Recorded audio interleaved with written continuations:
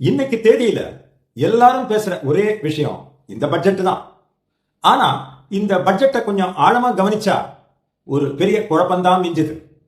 இது நிஜமாகவே இந்தியாவோட வளர்ச்சியை மனசுல வச்சுக்கிட்டு போட்ட வளர்ச்சிக்கான பட்ஜெட்டா, இல்ல வரப்போற தேர்தலை மனசுல வச்சு தரப்படுற ஒரு கவர்ச்சிகரமான பட்ஜெட்டா?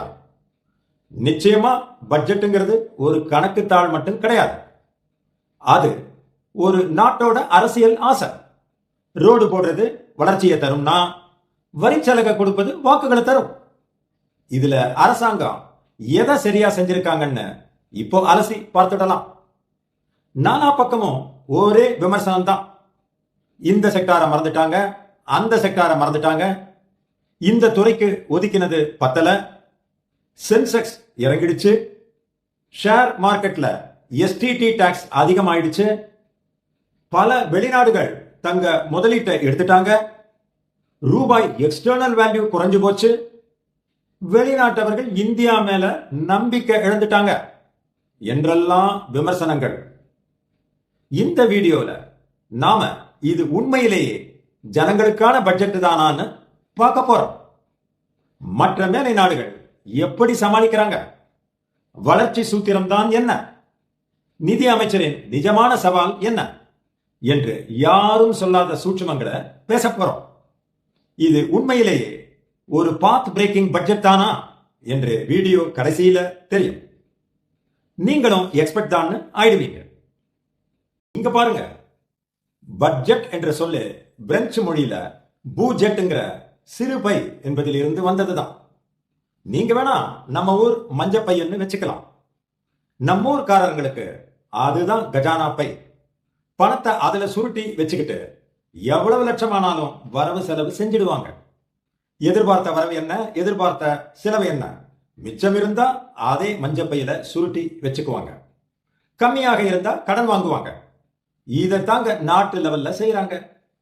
சரி, ஏன் அரசு எல்லாருக்கும் பேசாம கேட்டதெல்லாம் கொடுக்க முடியாதா? எல்லா மக்களும் சந்தோஷம் ஆயிடுவாங்களே. வாஸ்தவம் தான். ஆனா நீங்க நினைப்பது போல இல்லை. இது ஒரு வகையான ரேஷன் தான். நம்மிடம் உள்ள கேக் சைஸ் சின்னதா இருக்கே. அதுல சேலஞ்ச் என்னன்னா, நம்ம கிட்ட இருக்கிற வரவு, நிலம், தண்ணீர், மின்சாரம் போன்ற வளங்கள், முக்கியமா வரிப்பணம், இது எல்லாமே ஒரு குறிப்பிட்ட அளவு தான் இருக்கு. எல்லாமே வரையறுக்கப்பட்ட வளங்கள். ஆனா தேவைகளோ கடல் மாதிரி. அப்போ ஒரே வழி முன்னுரிமை தான்.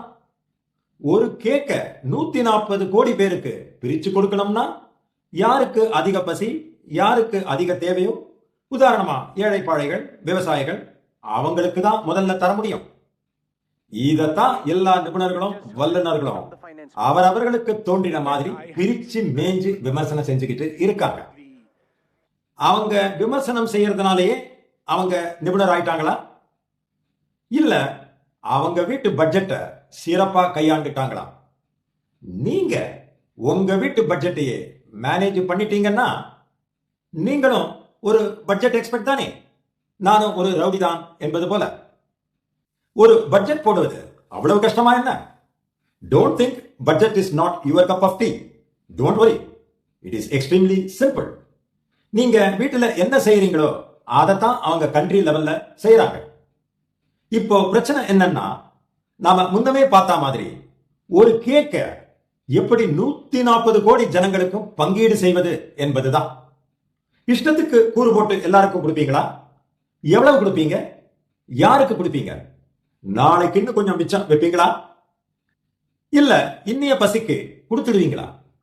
அத போல எதையுமே சிந்திக்காம தான் தோன்றித்தனமா குத்துமதிப்பா ஃபண்ட்ஸ் அலோகேட் பண்ணிட்டாங்களா? யாரையுமே கன்சல்ட் பண்ணலையா? அதிகாரிங்க என்ன பண்றாங்க என்ற கேள்வி எல்லாம் வரும் தானே. இதுக்கு கைடா எக்கனாமிக் சர்வே நம்ம நாட்டின் ஹெல்த்தையே படம் போட்டு காண்பிச்சிடுச்சே. ஜிடிபி எவ்வளவு, அன்எம்ப்ளாய்மெண்ட் எவ்வளவு, வெளிநாட்டு கடன் எவ்வளவு இருக்கு. பின்னையே இவ்வளவு விமர்சனம், இவ்வளவு குழப்பம்? இதுக்கு நியாயமா அலோகேட் பண்ண ஏதாவது ரூல்ஸ் இருக்கா? ஏதாவது ஃபார்முலா இருக்கா? இல்ல நிதி ஒதுக்கீட்டுக்கு ஏதாவது கோல்டன் ரூல் இருக்கா போன்ற கேள்விகள் எழலாம். ஆமா, தனிநபர் வாழ்க்கையில 50% தேவைகளுக்கும் 30% ஆசைகளுக்கும் 20% சேமிப்பிற்கும் ஃபண்ட்ஸ் ஒதுக்குவாங்க. ஆனால் அரசாங்கத்தின் கணக்கு முற்றிலும் வேறுபட்டது. நண்பர்களே, 50 30 20 விதி தனிநபருக்கு வேணும்னா செட் ஆகும். ஆனா நாட்டுக்கு அது செட் ஆகாது. ஒரு வளர்ந்த நாடு மெயின்டெனன்ஸ் பண்ணுது. நாம இன்னும் கன்ஸ்ட்ரக்ஷன் தானே பண்ணிக்கிட்டு இருக்கோம். அதனாலதான் ரோடுக்கும் ரயிலுக்கும் பாலத்துக்கும் நாம அதிகமா செலவு பண்றோம். இதுதான் வளர்ந்து வர நாட்டுக்கும் வளர்ந்த நாட்டுக்கும் இருக்கிற மிகப்பெரிய வித்தியாசம். இந்திய பட்ஜெட்டை உற்று நோக்கினா நிதி ஒதுக்கீடு தோராயமாக இப்படி இருக்கு. சுமார் 65% கமிட்டட் எக்ஸ்பெண்டிச்சர். நாடு வாங்கிய கடனுக்கு வட்டி கட்டுவதற்கும் அரசு ஊழியர் சம்பளம் மற்றும் ஓய்வூதியத்திற்கும் போயிடுது. சுமார் 23-25% மூலதன செலவு நாட்டின் வளர்ச்சிக்காக ரோடு ரயில்வே ஒதுக்கப்படுகிறது. மீதமுள்ள தொகை 10-15% தான் மக்களுடைய நலத்திட்டங்கள் லைக் கல்வி, மருத்துவம் மற்றும் மானியங்களுக்கு பிரிக்கப்படுகிறது. அதாவது தனிநபர் 20% சேமிப்பது போல அரசு 23% தொகையை முதலீடு செய்ய இலக்கு வைக்கிறது. இதுவே இந்தியாவின் வளர்ச்சி சூத்திரம். நிதி அமைச்சரின் நிஜமான சவால். நாம ஒன்ன புரிஞ்சுக்கணும். மற்ற மேலை நாடுகள் போல நாம வளர்ந்த நாடு இல்ல, வளரும் நாடு. வளர்ந்த நாடுகளின் கதையே வேற. வளர்ந்த நாடுகள்ல மக்கள் ஏற்கனவே வசதியாக இருக்காங்க. அரசு வாழ்க்கை தரத்தை பராமரிக்க குவாலிட்டி ஆஃப் லைஃப் பெரும் பகுதியை செலவு செய்யறாங்க. ஆனா இந்தியாவில் அரசு வளர்ச்சியை உருவாக்க, குரோத்தை உருவாக்க செலவு செய்ய வேணும். உதாரணமாக அமெரிக்கா தனது பட்ஜெட்டில் பெரும் பகுதியை சுகாதாரத்திற்கு ஒதுக்கும். இந்தியா தனது பட்ஜெட்டில் பெரும் பகுதியை உள்கட்டமைப்புக்கு, அதாவது இன்ஃப்ராஸ்ட்ரக்சருக்கு ஒதுக்குது. ஏனென்றால் ரோடு மற்றும் மின்சாரம் இருந்தால்தான் தொழிற்சாலைகள் வரும், வேலை வாய்ப்பு கிடைக்கும். ஒரு பக்கம் நமக்கு எல்லாம் வேணும் அப்படின்னா அதிக வரி வசூலிக்க வேணும். ஆனால் அதே சமயம் வரி விதிச்சா நமக்கு வலிக்குதே. அரசுக்கு சட்டியில் இருந்தால் தானே அகப்பையில் வரும்.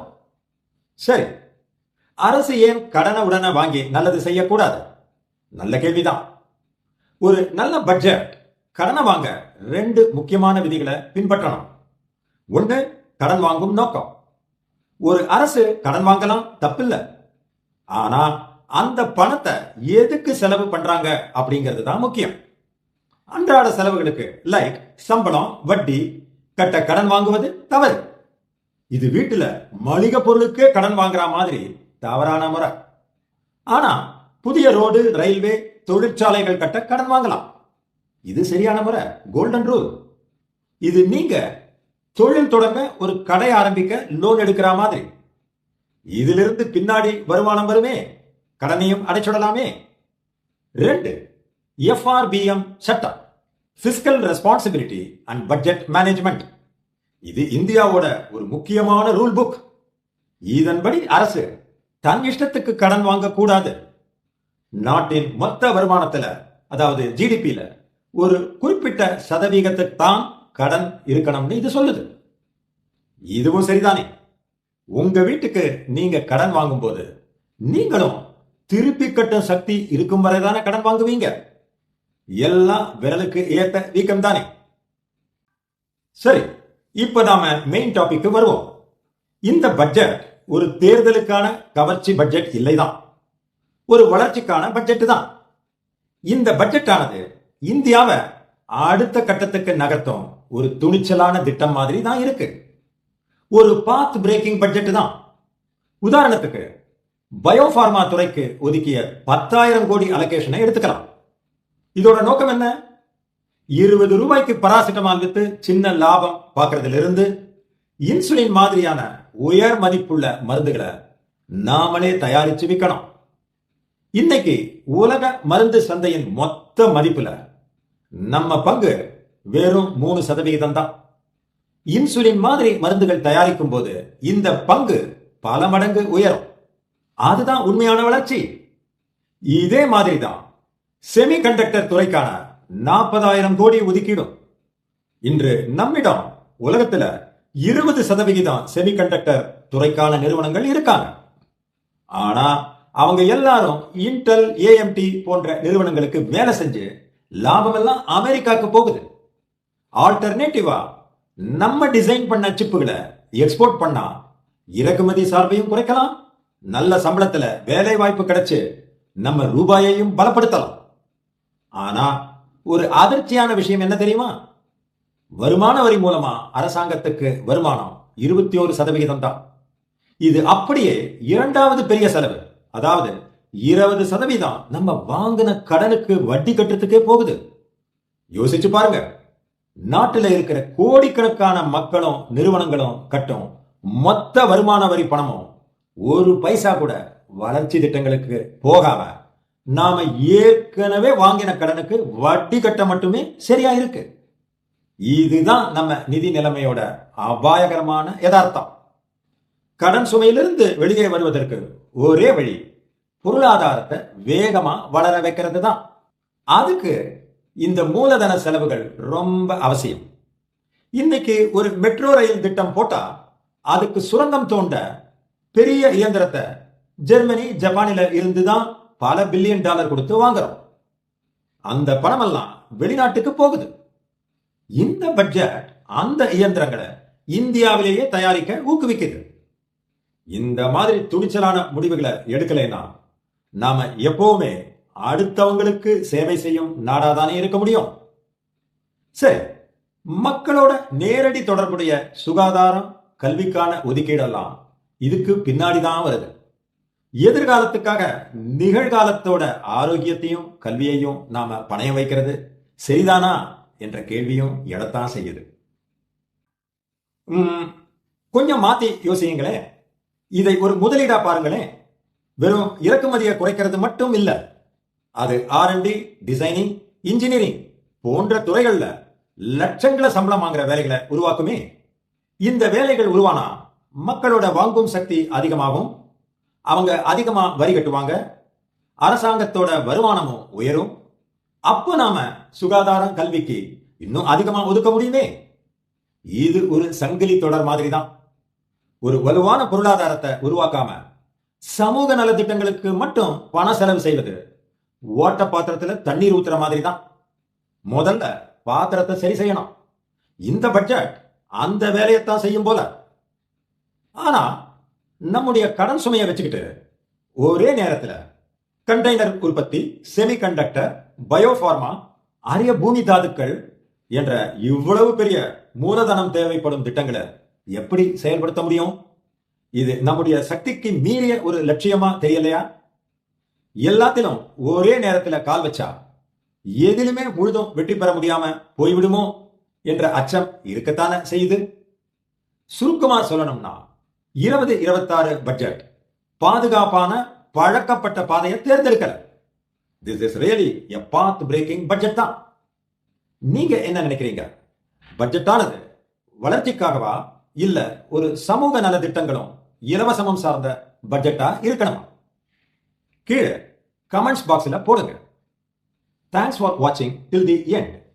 வீடியோ பிடிச்சிருந்தா லைக் போடுங்க, ஷேர் பண்ணுங்க. கருத்து இருந்தா கமெண்ட் பண்ணுங்க. Please subscribe the channel.